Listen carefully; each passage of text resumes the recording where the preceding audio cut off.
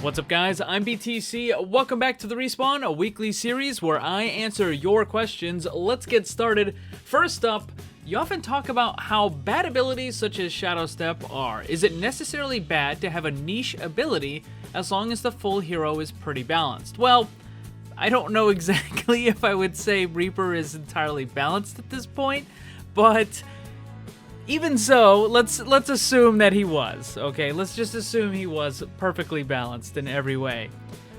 I don't think having niche abilities is a good idea. I don't think having an ability that doesn't get used that often or is intentionally made to be kind of, subpar. I do have a video that I'm working on talking a little bit more about Shadow Step. I know I've talked about it so many times, but there actually is some really good stuff that I wanted to show you guys about it, and how the pros and some of the high skill players are using Shadow Step. It's not exactly what you would think, and there is an effective way to use it, but even in that case, it's still kind of like what you would refer to as a poor man's leap, right? It's not like it's anything amazing, and you can get some effectiveness from it, but it's not that great. So to answer the question, should characters have niche abilities?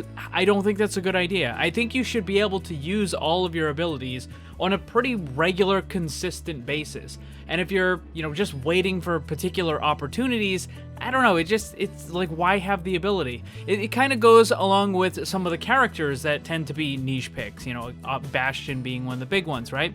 It's like, why even have that in the game if you're only going to use it every once in a while, right? So things should be able to be used much more often.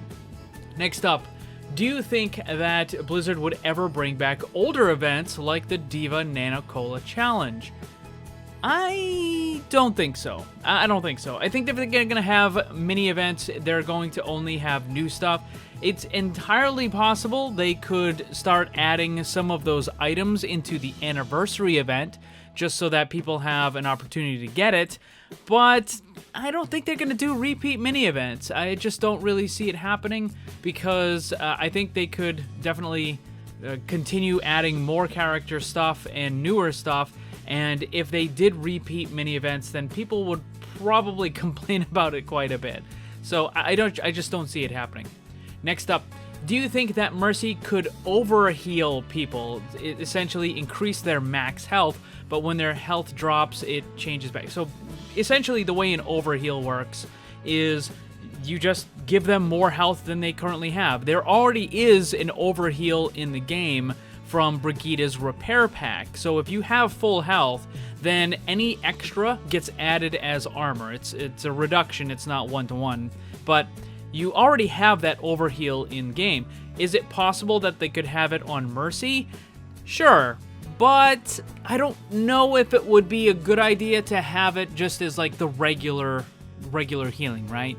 Because then you would end up playing Mercy where she constantly has to quickly go back and forth between all the different characters on the team in order to make sure everybody has that overheal, and I don't know, it doesn't really seem that good. I think you would be focused more on overhealing instead of trying to damage boost. So I think if they were going to add that, then they would probably have to make it into a new ability. Possibly you could use the reload, because when you have the staff out, the reload does nothing. So it's an extra button that they have that they could use for that, for sure. Possibly they could get rid of Resurrect and replace that with something that also has that overheal function. I mean, that could be a possibility. I've talked about the Resurrect in the past where I just don't think it's a good fit for the game, and I would like to see them replace it with something that's a little bit more frequently used. Again, the same thing, it's on a 30-second timer. Again, really long ability. It's super powerful, difficult to balance. So yeah, they certainly could have something that works like an overheal for Mercy, but I wouldn't just add it as onto a regular healing. Next up, this is kind of an interesting question. How do the tactics in Overwatch 6v6 compare to real military tactics? Well, for those of you that didn't know, I was in the Army for quite a few years. I wasn't in the infantry, but we still had to train a lot of that stuff, you know, going into buildings and blah, blah, blah, and all that. And I can tell you right away, Overwatch, nothing even remotely close. Not even close. I think the game that I've played that is close enough to kind of more real-worldy stuff would be CSGO. Now, Rainbow Six might also be good in there as well. I haven't played it, so I can't really tell you from my experience whether that game is kind of the same or not. CSGO is definitely closer to it because you do have a lot of these kind of tactics where, you know, one person has to go in and he's, you know, the front man, and then you have several that go in right behind him and that sort of deal. So with CSGO, yeah, you can definitely have that stuff. With Overwatch, no. I mean, even ignoring all the, you know, the silly stuff with like the talking hamster and the gorilla and all that, it's not even close. No. Next up, would the game be healthier without hard counters? Yeah, I definitely think so, and I've talked about this in the past. I think the game needs to have more soft counters and less hard counter stuff. Like, one character shouldn't be able to completely shut down something else. Next up, about the respawn, what are the chances of being chosen for a question? So it's really pretty simple. I look for stuff that is interesting or relevant to what's going on right now. Every now and again, I might pick something like this just to kind of give everybody a quick little update on things. Now, if a question is a repeat, I generally ignore it unless something big has changed, like there was a big balance patch or something that makes it relevant again. But other than that, I do see people that keep asking the same questions again and again, but I've already answered them in other respawns, so I'm not just gonna answer it. And then other questions, they're just not very good. So if a question just keeps getting asked over and over, but it's not good, I'm not gonna pick it. So again, if you've tried multiple times to get a particular question and I haven't picked it, it's probably not something that I'm interested in addressing during the respawn. Next up, how would you rework Soldier's ultimate? I don't think I would. So previous to this patch, where the barriers got destroyed, Soldier's ultimate wasn't very good at all because there was lots of stuff that could just shut it down. And I'm not just talking about defensive ultimates like, you know, Lucio or Zenyatta stuff, like just any barrier, right? Orisa barrier, Reinhardt barrier, Sigma, you know, whatever. Like, you would just completely shut down Soldier's ultimate, and you just couldn't really get any effectiveness out of it. Another issue is that it doesn't scale, right? So with pretty much every other ult in the game, you can get some kind of effect out of how good you are as a player, right? And then, you know, obviously there's some stuff that, you know, it's not really that great. But with Soldier 76, it's just perfect auto aim. So you just activate it and then hold down left click and you're going to hit whatever's in front of you. There's not a whole lot of room for actual player skill to have any involvement. And for those reasons, I didn't particularly like it. But now that the barriers have pretty much been nerfed into the ground, Soldier 76 does have a possibility of coming back.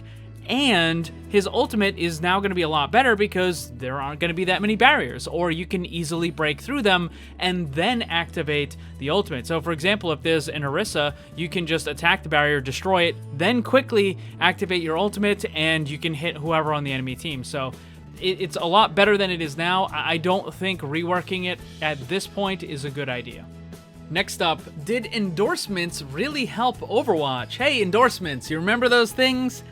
Yeah, I don't think many people use them that much anymore. I think people just use the endorsements to get the free 150 experience after each match, but particularly during events, because it just helps you level up and get some of the loot boxes a little bit faster. No, the endorsements didn't do anything. Yeah, it was a nice little attempt, and it did have a very, very minimal effect when it first came out, but yeah, I think it's safe to say that endorsements were a complete and total failure for what they were trying to do. But, you know, A for effort at least on Blizzard's part. I mean, I think it was a good attempt, it just didn't work. Next up, what would you think of a tank with a passive that negates all criticals at all times? Well, we already have Hammond, who's in the ball quite often, and you can't land a critical on him. So I don't think it would be that much of a stretch to have a tank that has a passive like that. However, it would have to really only apply to him. If you're talking about something that's like an aura, where it, you know, kind of like what Lucio has with his healing and the speed stuff. If you're talking about things that can affect your teammates, I think that would be way too strong to have as a passive that's on all the time. But you could have it as an ability that you activate, and for maybe 4 or 5 seconds or whatever, none of the teammates within 5 meters can get, you know, a critical landed on them, and maybe they get something extra on it, right? Maybe a little extra resistance, or maybe an extra move speed, or whatever. I don't think you would be able to just have it as just the no critical ability, because I don't think that's good enough. But if you're talking about just a passive for just the tank, yeah, I think that could work. I mean, it would have to be balanced with the rest of his kit, but yeah, I think it could work. Next up, if Blizzard offered you a job, would you still be doing these videos? Okay, so first of all, they're never gonna offer the job. It's just kind of a joke. The whole hashtag Blizzard hired BTC, that's just a joke. It's like a long-running joke. It's not serious. They're never gonna offer me a job. It doesn't matter how many solutions I come up with. It doesn't matter how many problems I can solve. It doesn't matter how many awesome hero concepts. It doesn't matter how many just cool things that I could help out or add to Overwatch. They are never, ever going to actually offer me a job. But let's say in the, you know, some alternate reality, parallel universe, they actually did end up offering. Would I still make the videos? Yeah, I probably would, because I would be able to talk about the game from a kind of a little bit of a different perspective. I would be able to talk more about the motivations of things. Like, this is, you know, the intent behind this change, you know, rather than just having the little kind of snippet in the patch notes that sometimes isn't even there. Could better explain, like, this is, you know, this is why this character was changed. This is why this is being added, or this is being removed. And I think that some of the issue with Overwatch is that a lot of times we just don't know what the Overwatch devs are doing. Like, yeah, I know sometimes they have those dev commentary videos. I don't think they've actually had one of those in a while, right? It's been a while. So, yeah, they try to every now and again, but really the kind of communication between the devs and the player base is lacking, and I really do think that I could definitely help out with that. So yeah, even if I did work there, then I would still make videos, but it's never gonna happen, so it's not even worry about it.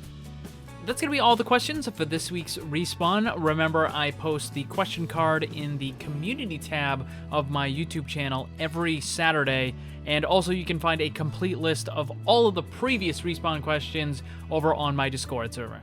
Thanks for watching, and if you'd like to see more, subscribe and hit that bell so you don't miss anything. Also, come hang out in my Discord server and my Twitch live stream. Special thanks to my Patreon supporters. If you'd like to see what kind of cool VIP rewards you can get, check the links down below. And remember, always blame the controller, because it's never your fault.